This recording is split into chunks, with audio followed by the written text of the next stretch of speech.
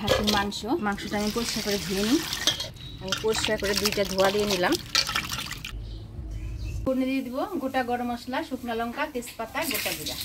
এবারে দিয়ে দিব পেঁয়াজ কুচি। পেঁয়াজটা লাল লাল হয়ে আসছে, এবার দিয়ে দিব টমেটো। ছোটো ছোটো পেঁয়াজ 4 ফালি করে দেওয়া হয়েছে। দিয়ে দিচ্ছি ছোটো করা রসুন।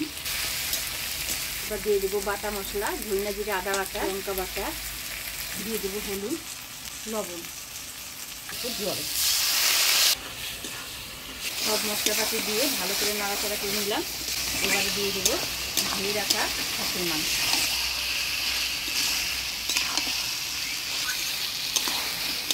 মাংস দিয়ে মশলার সাথে ভালো করে নাড়াচাড়া করে নিলাম।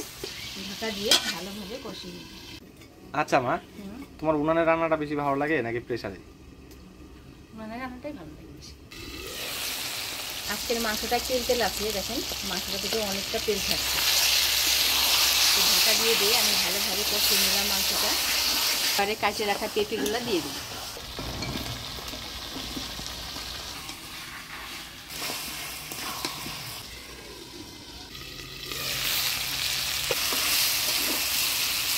এখন ভালোভাবে পেঁপে দিয়ে আমি মাংসটা কষিয়ে নিলাম।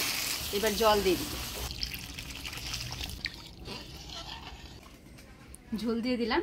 এবার মাংসটা আমি আস্তে আস্তে জাল দিই।